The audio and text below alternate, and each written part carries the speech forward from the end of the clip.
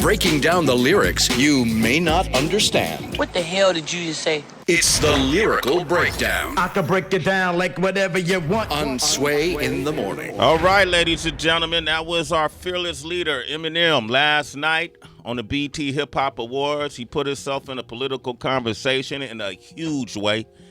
The biggest thing trending right now is his viewpoint on Donald Trump that he expressed through a freestyle for the 2017 BET Cypher. Mike Muse is here, ladies and gentlemen. Mike Muse. Hey, good morning, everybody. Mike Muse, after hearing that freestyle, what do you think, man? When we've been seeing a lot of celebrities interject themselves in the conversation, and you kind of understand their stance by what they're saying. But when you see someone like Eminem, who could definitely push the needle with just one freestyle, he shut down the world. What I love about this piece, Sway, is that, as you know, and we talk frequently about this, for me, music has always been a form of activism. Music has always been a way to get messaging out there. Music has always been individuals' op-ed. Music back in the day has been our CNN.coms, our blogs, our posts that we do, our Twitters, our hashtag has always been told through a story of music. Billie Holiday is a perfect representative of that with her song Strange Fruit. She is pretty much is the one who began the protest movement, if you will. And so what Eminem did was really take all that and bring it into one, and it was essentially hip-hop's version of a New York Times op-ed. It was hip-hop's version of a Washington Post op-ed. The way that he was able to use hip-hop and then bring in the political atmosphere and then actually bring in facts, reinterpret it from his opinion, but nonetheless it is stemming from current events that's happening in our society today. Should, a lot of folks come at President Trump, but it really kind of bounces off of him and hits the ground. It never really affects him. But when you have somebody as influential as Eminem, who's always a part of the pop fabric, should they be concerned? And have we heard from the White House? Should President Trump be concerned? Yeah. Well, President Trump is always concerned. It's never a matter if President Trump's not concerned or not. President Trump is, if you think about it, from the pop culture movement. We talked about this show before in terms of him being a playboy, his excess living, his Hollywood lifestyle, that playboy mantra that he has, even from his reality show, television, American, the Apprentice show, that was very much in our pop culture lexicon. He always comments on award shows, from the Oscars, the Golden Globes, to recently the Emmys. He's commenting on the NFL, the NBA. So why wouldn't he comment on Eminem? It's almost as if I am waiting for him to respond to that. But should he be concerned? Because Eminem has a lot of millions and millions of followers and has influence over, what they, how they think, but the information he gives them. That's a great question that we always ask, in terms of what President Trump is concerned about versus being concerned with some of the issues that are pressing the globe and domestically here as well. But President Trump is concerned about these things. These things matter to him, right? Like, this is what matters. And in other times, whether Republican president or Democratic president, they would not have concerned themselves with the Oscars, the Emmys, the NFL, the NBA, Saturday Night Live. They wouldn't concern themselves with that. But he does on a consistent basis. So he is going to be concerned about this. Trump cares about his ego. He cares about his brand. He cares about his reputation. And this is why he constantly continues to go to his base, which is approximately 33 to 34%, and does these town rallies when things get difficult for him. He leaves the White House to go to really get that approval from them because he hasn't found it within the Washington circle or the press or the elite that he believes. Let me read some of the lyrics. The fact we're not afraid of Trump. Fuck walking on eggshells. I came to stomp. That's why he keeps screaming, drain the swamp. Because he's in quicksand. It's like we take a step forward, then backwards, but this is his form of distraction. Plus, he gets an enormous reaction when he attacks the NFL so we can focus on that instead of Puerto Rico or gun reform for Nevada. All these horrible tragedies, and he's bored and would rather cause a Twitter storm with the Packers. That distraction theory, is something that a lot of folks believe. Let's talk about the NFL and players kneeling as opposed to what's not being taken care of in D.C., what's not being taken care of abroad. Does it matter when Eminem says it? And, have you heard those rumblings as well, of course, right? Yes, it matters when Eminem says it's because Eminem represents such a large part of the hip-hop culture, which we all know is mainstream culture, which we all know hip-hop is the most consumed form of the music genre that is out there.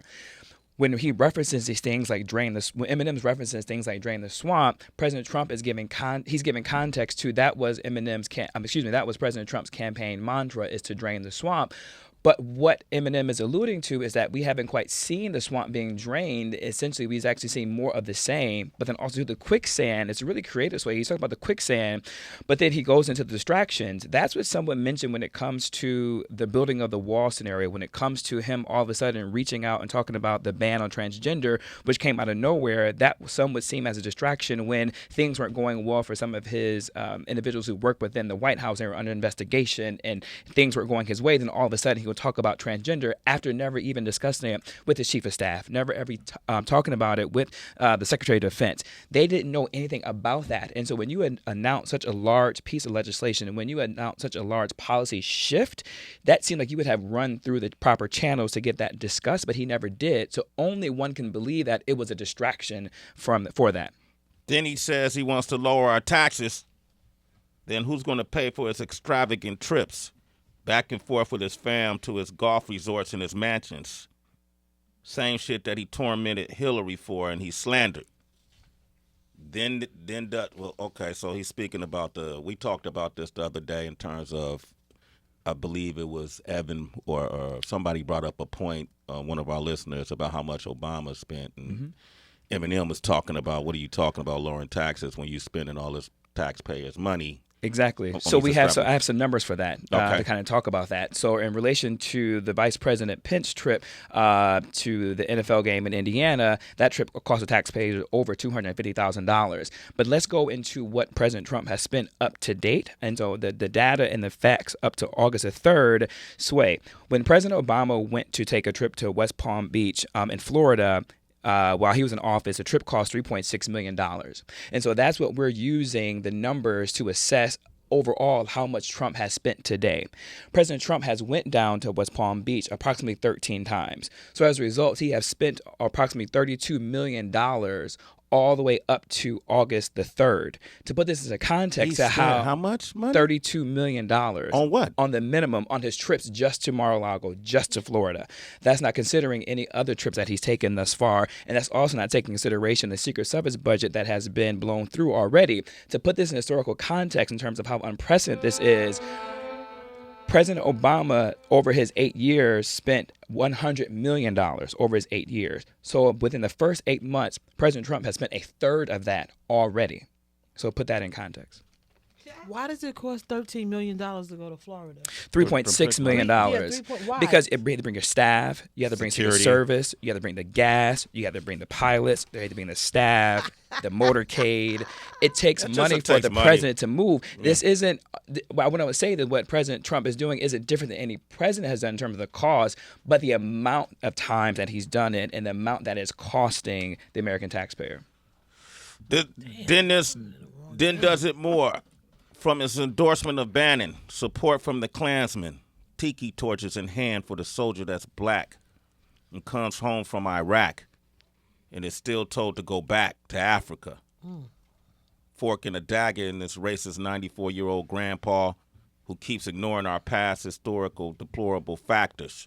Now, if you're a black athlete, you're a spoiled little brat for trying to use your platform for your stature. Speaking directly to Colin Kaepernick, try to give those a voice who don't have one. He says you're spitting in the face of vets who fought for us, you bastards. Unless you're a POW who's tortured and battered, because to him you're zeros. He's referring to what he called Senator McCain for being captured, because he doesn't like his war heroes captured.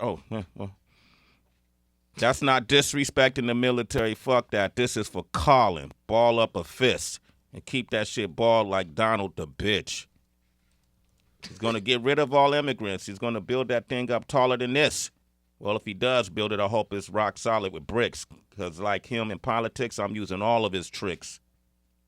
Because I'm throwing that piece of shit against the wall till it sticks. And any fan of mine who's a supporter of his, I'm drawing in the sand a line. You're either for or against. And if you can't decide who you like more and you're split on who you should stand beside, I'll do it for you, like with this.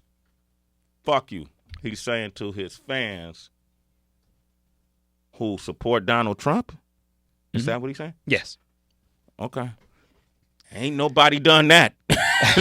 Nobody's taking it that, nobody's taking it that far for their stance. To start there and kind of work our way backwards, and I won't spend too much time on this, the endorsement thing is interesting because of the fact that individuals often, when we talk about athletes, they're afraid to really take a stance because their endorsements may alienate their fans or it may cause them to lose endorsements. And so what he's saying is that he doesn't care about that. He doesn't care about him taking a stance.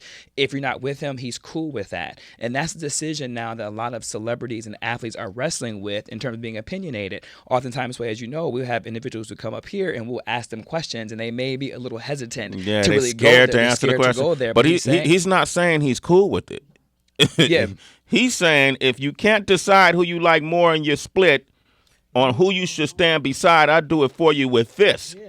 Fuck you. No, that's what I'm saying. He's not afraid to go there and speak his truth. Yeah. He's not afraid if he loses fans. That's not of concern for his. Where other celebrities, other celebrities are worried and concerned about that. He went through a litany, Sway, and we won't have time to go into it at all. But really, what I liked about that was the Hillary to the Bannon conversation, because Hillary was about the Goldman Sachs speeches that that Donald Trump questioned her on. But Steve Bannon actually comes from the Goldman Sachs world. Then we start talking about the blacks coming over here, the Iraq vets, and still saying go back to Africa. That's alluding to the racial tension that a lot of our military vets during World War I, World War II, the Vietnam, they went over and they died for our country, but they weren't able, they came back to a segregated Jim Crow country where they didn't have equal rights. Yeah. Then he goes on to talk about Colin Kaepernick and the statues and the stature. That's a play on words in terms of the Confederate flag, talking about the old 94-year-old man. That's a salute to what they feel about the Confederacy, preserving the history of that. And then he talks about the statues and the stature of Colin Kaepernick, using your platform, using your voice, which was kind of talked about the endorsement kind of aspect of it. And then he kind of talks about the cultural warfares, and he was really interesting about how he did the Southern drawl accent when he started talking about building the wall aspect of it. Mm-hmm. That goes to the cultural warfare that we're experiencing right now like we've never experienced it before. That goes to identity politics that we're experiencing that we have never discussed it before. He even goes to patriotism about the NFL and the flag, for somehow that's been kind of muddled together when one has nothing to do with the other. So really what he's doing, he's pushing back. If you think kneeling is not patriotic, then how do you feel about your president calling a war hero not a hero because he was captured? Is that patriotism, right? Mm-hmm. So he's calling the hypocrisy of our nation in terms of how we're discussing patriotism, how we're discussing the American flag. And so he really addressed so much in 4-minute cipher off the top. And what I love, Sway, is at the top of it, he talks about the calm before the storm right here. Wait, where should I begin? That's what President Trump was talking about recently that we covered here in the North morning. Korea and when he stood in front of the generals and said the storm is coming. We've been trying to ask him, what storm? Like, what are we about to attack North Korea? As we saw yesterday, the U.S. is doing joint exercise with South Korea and the demilitarized zone between North Korea and South Korea. So as you're building up for that, is that what we're getting ready to see? So he addressed all that. That's why I said it was essentially like an op-ed in the Washington Post or New York Times. Whether you agree or disagree, that's not the case, but that's to give you context in terms of what he's alluding to as we break down his metaphors throughout this freestyle. Okay, Mike Muse. Thank you, Mike Muse. Listen, that's going to be our political news for right now. Yeah. Okay, and really impressed. We talk about politics every day. Yeah. Mm-hmm. We don't know what Eminem does every day. We have no idea what M does every day. We know he deals with his children and his family first and foremost. Yeah. But for him to be this tuned in. He's been paying attention. He's been paying attention. Because from an artist perspective, it takes a certain skill level. Not only to just pay attention, but then to be able to, interpret it in the form that he has and to write this down and hit all the notes, as Mike Muse made in the comparisons and the metaphors. Just from an artist's perspective, that brilliant, just to be able to take all of this in and put it out that way and write it, brilliant. And memorize it. And memorize it. Oh, that's the other part. You know what's interesting about this way, Heather B? You made me think about something just now when you said that as an artist, and you talked about from your perspective and what that means to stand up and say something. To kind of go more into the hypocrisy aspect that I was talking about earlier, what I find fascinating is that the American public has been so interested in terms of what other Hollywood celebrities are going to say anything about Weinstein, what President Obama's going to say about Weinstein, what Secretary Clinton, but they really zoned in on the celebrities. They want them to say something about rape and rape issues and women's issues, but they don't want the athletes to talk about racial and political and police brutality. That's the hypocrisy. And that's the hypocrisy. That's a direct response to these celebrities being so vocal. That's why. Why they're not vocal now?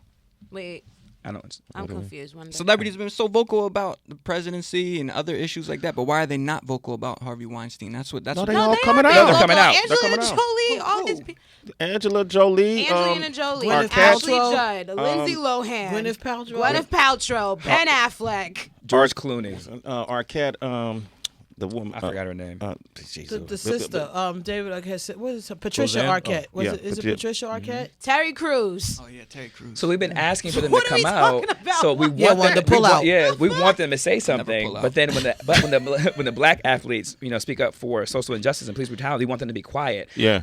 We can't cherry pick when we want our celebrities to stand up and when we don't. Okay. Thank you very much. Real quick, Vince in Kansas City. Go ahead, Hey, Vince, what's poppin', homie? What events? Hey, good morning, y'all. Good morning. Hey, Sway, Heather B, Tracy G, OQDB. Hey, I love y'all. But I wanted to speak, Mike. It was brilliant on how you broke that down. I appreciate that somebody actually was, for those out there before they even call in, trying to complain and say, oh, Eminem was wrong. You actually broke it down because he addressed everything that's happened pretty much in the last year in this country and made it clear for everybody to understand. I appreciate you, Mike Muse. That's the reason why I tune in every morning, just to hear you guys and everything that y'all diverse in. Y'all cover just about everything. Just want to say I love you and thank you for that. All right, Man, That Vince, was a that's nice made my call. day, brother. I All want to right, thank you for that. appreciate you, man. All right, we're going to cut to sports right now, man. You got any comments? Hit up Mike Muse directly. Wait, hold up. Evan's called up. Hold up. I got to give Evan a voice. Oh, I want to hear. Got to from give Evan a real quick. voice. Yeah. Good morning, Evan. How you doing, brother? Hi, Evan. Good morning. How are you guys? Doing okay, morning, Evan. I know you a big Eminem good. fan, Evan. I know. Why would he do that? I listen every day. I've bought his records, all through his career. Yeah. And I'm just confused. What were the ratings like on that show? Did anybody watch? 'Cause I didn't hear about it until this morning. The ratings, it takes a while before they can assess the ratings because it came on last night. But I know it So was on the only social thing media. people talked about all over the world on social media. So, That counts a Yeah, lot. I don't. know. I don't do social media. I got a lot of shit going on, so I don't care. my what man everybody Evan else busy. is Evan doing. got things to do, yo. Hey, but Evan, his opinion is obviously different from yours. I know, but why wouldn't you just keep it to yourself and keep all your fans? I mean, that's crazy talk. Yeah, he's All these celebrities are shooting themselves in the foot. Shit's unwinding. They want to destroy Trump so bad, they're destroying themselves. Well, people wasn't saying that when he was talking about other artists and making reference to different artists and stuff when he came out and doing his records and talking about different people. You gotta take it all in, Evan. You know what I mean? Like, this is hip hop. You gotta take it all when you shoot at somebody. Okay, but I got one good point. Can I give me one good point?